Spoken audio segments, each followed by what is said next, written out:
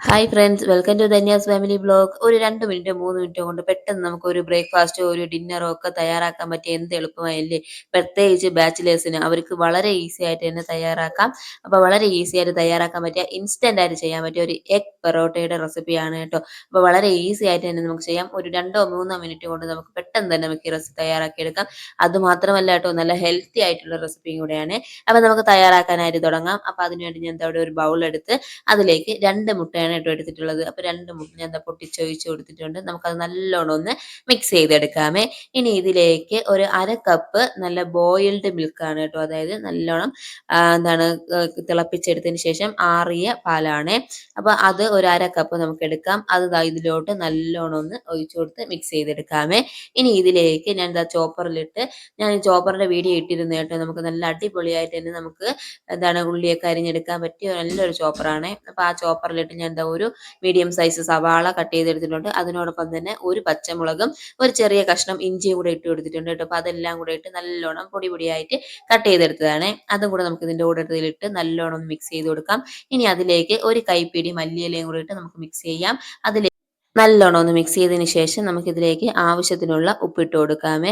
ആവശ്യത്തിനുള്ള ഉപ്പ് ഇട്ടതിന് ശേഷം ഒരു 1/2 ടീസ്പൂൺ കുരുമുളക് പൊടിയും കൂടി ആഡ് ചെയ്യുന്നുണ്ട്. ഇതെല്ലാം കൂടെ ചേർത്ത് നല്ലോണം ഒന്ന് മിക്സ് ചെയ്തതിന് ശേഷം നമുക്ക് ഗോതമ്പ് പൊടി ഇട്ട് കൊടുക്കാം കേട്ടോ. അപ്പോൾ ഗോതമ്പ് പൊടി കുറേശ്ശെ ഇട്ട് കൊടുത്ത് നമുക്ക് നല്ലോണം ഒന്ന് മിക്സ് ചെയ്തെടുക്കാമേ.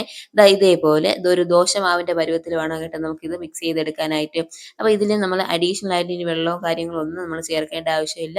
നമ്മുടെ ഈ മുട്ടയും പാലുമാണ് കേട്ടോ അതിലുള്ള ആ ഒരു വെള്ളത്തിൽ തന്നെ നമുക്ക് നമ്മുടെ ഗോതമ്പ് മാവ് നല്ലോണം ഒന്ന് മിക്സ് ചെയ്തെടുക്കാമേ. കുറേശ്ശെ ഇട്ട് കൊടുത്ത് നമുക്ക് മിക്സ് ചെയ്തെടുത്താൽ മതി കേട്ടോ. അപ്പോൾ നമ്മുടെ ബാറ്റർ ഇവിടെ റെഡി ആയിട്ടുണ്ട്. ഇനി നമ്മളിത് ഒന്ന് സെറ്റ് ചെയ്യാനൊന്നും വയ്ക്കേണ്ട ആവശ്യമേ ഇല്ല. നമുക്ക് വളരെ പെട്ടെന്ന് തന്നെ നമുക്കിത് ചുട്ടെടുക്കാം കേട്ടോ. അപ്പോൾ അതിനുവേണ്ടി നമുക്ക് ഒരു ദോശത്തവ വയ്ക്കാം. ദോശപ്പാൻ വെച്ചതിന് ശേഷം അതിലേക്ക് കുറച്ച് നെയ്യോ എണ്ണയോ ഒന്ന് തടവി കൊടുത്തതിന് ശേഷം നമുക്ക് ഈ മാവ് ഒഴിച്ചു കൊടുക്കാം കേട്ടോ. ഒഴിച്ചു കൊടുത്ത് ചെറുതായിട്ടൊന്ന് ചുറ്റിച്ചു കൊടുത്തതിന് ശേഷം നമുക്കിതിലേക്ക് അതിൻ്റെ പുറത്തോട് അതേപോലെ നെയ്യോ എണ്ണയോ ഒഴിച്ച് ജസ്റ്റ് ഒന്ന് ഒഴിച്ചു കൊടുക്കാമേ. ഇനി ഇതിലേക്ക് അതൊന്ന് വെന്ത് വരുന്ന സമയത്ത് നമുക്കൊന്ന് മറിച്ചിടാം. മറിച്ചിട്ടതിന് ശേഷം അത് ഒരു 2 മിനിറ്റ് പോലും വേണ്ട കേട്ടോ. അത് പെട്ടെന്ന് തന്നെ നമുക്ക് വെന്ത് കിട്ടും. ഒരു മീഡിയം ഫ്ലെയിമിൽ തന്നെ ഇട്ടിരിക്കണേ തീ. അപ്പോൾ പെട്ടെന്ന് തന്നെ അത് റെഡി ആയിട്ടുണ്ട് കണ്ടോ. അടിപൊളിയായിട്ട് നല്ല സോഫ്റ്റ് ആയിട്ടുള്ള റെസിപ്പിയാണ്. നല്ല റെസിപ്പിയാണ്, കഴിക്കാനും നല്ല ടേസ്റ്റാണ്. അപ്പോൾ ഞാൻ ഒന്നും കൂടെ കാണിക്കുന്നുണ്ട്. നമ്മൾ പാൻ ചൂടായതിന് ശേഷം മീഡിയം ഫ്ലെയിമിൽ തന്നെ തീ ഇട്ടിരിക്കണേ.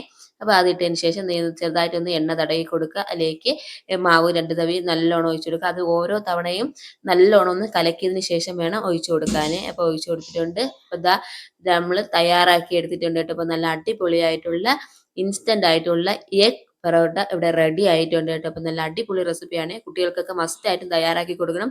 അവർക്ക് ഉറപ്പായിട്ടും ഇഷ്ടപ്പെടും കേട്ടോ. അപ്പോൾ നിങ്ങൾ എന്തായാലും ഇത് തയ്യാറാക്കി നോക്കൂ. നിങ്ങളുടെ ഫീഡ്ബാക്ക് എന്താണെന്ന് കമൻസ് ആയിട്ട് അറിയിക്കണം കേട്ടോ. വളരെ ടേസ്റ്റി ആയിട്ടുള്ള നല്ല അടിപൊളിയായിട്ടുള്ള റെസിപ്പിയാണ്. തയ്യാറാക്കി നോക്കി ഫീഡ്ബാക്ക് അറിയിക്കണം. മറ്റൊരു റെസിപ്പി ആയിട്ട് കാണാം. അതുവരെ ബൈ ബൈ.